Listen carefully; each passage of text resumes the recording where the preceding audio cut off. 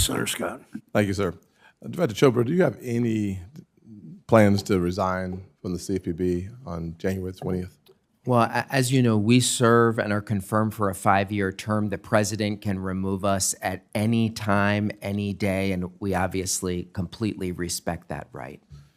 In November, the American people voted for a new direction for our country and our economy. The election was a clear mandate rejecting the policies of the Biden administration and calling for a new approach under President Trump. And one of the reasons why I think that is true is if you look at your opening statement that there's $1.3 trillion of credit on credit cards around the country, 83 million households who've lost, on average, a little bit over $1,075 of spending power under the Biden economy. It's $83 billion of spending power lost every month by an average American family, leading to the largest credit card balance in the history of our nation.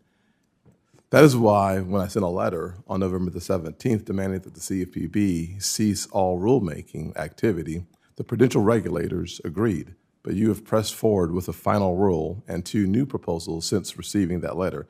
Can you explain why you were ignoring both my request and the clear mandate of the American people? Well, I don't think it makes sense for the CFPB to be a dead fish. People between Election Day and Inauguration Day are still getting scammed. They're still being subjected to questionable account closures. They're still being the victims of so much wrongdoing. Some of the things that we have proposed recently, including this week, initiating a rulemaking process to help survivors of domestic violence and elder abuse, is an area where we receive bipartisan letters from Congress even urging us to take action. That process will play through, and I hope you can see that consumer protection is really not something that should be something we fight about, but something that we guard against together to make sure that people can have a fair marketplace. Certainly believe that we should do everything in our power to protect the consumers, and I think there are a number of agencies, whether it's the OCC and others, who already have the mandate and authority to do so. I certainly look forward to having an opportunity to look at the overall structure of the CFPB and to see how we can make sure that the mission, the primary mission, not the expanding authority, will be fulfilled. You recently issued a final rule to expand the CFPB's authority to new industry participants. You also repeatedly attempted to change policy through your seat on the FDIC board. As much as you claim to be doing all of this in support of your mission to protect consumers, it seems to be failing. I have spoken many times about the harmful effects of many of the CFPB's proposals, but recently we have confirmed that the CFPB is not even doing the basic jobs it was created to do. As part of Dodd-Frank, which created CFPB, when a bank transitions in assets above a certain threshold, the CFPB legally becomes responsible for direct supervision of compliance with consumer financial activities. But a report issued just last week by the CFPB's own Inspector General reveals that the agency did not complete most of those transitions timely or effectively.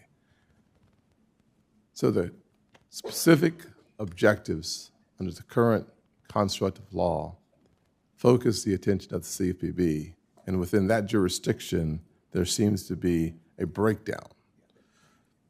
A very basic question arises from this report. How can the CFPB continue to claim that it needs more jurisdiction if it's failing to do its current job? Well, that report was initiated by me. I was concerned about how those transitions occurred. Let me share with you that we've shifted our supervision away from many of the banks and toward the biggest non-banks who touch almost every wallet in our country. The rule that we put in place does not expand our jurisdiction. We already have enforcement powers, but when it comes to some of these big tech companies and giants who have more power over our digital wallets, we want to make sure that they're following the same laws that apply to small banks and level the playing field. That is exactly what Congress wanted. And if you're suggesting that we should put more of our resources against smaller banks, I would just forcefully disagree with that. Well, obviously, you didn't mishear what I said, certainly not making that kind of a statement or suggestion, but it is without question that the CFPB's authority continues to expand under your jurisdiction. And I believe that has led to us having. We are not allowed to having- expand our having a authority. weaker- Only well, Congress is able to Chopra, do that. I wish that was true. We know that's true, but it does not appear that you can follow those rules. But thank you for being here. Director, every time, as you know, workers and consumers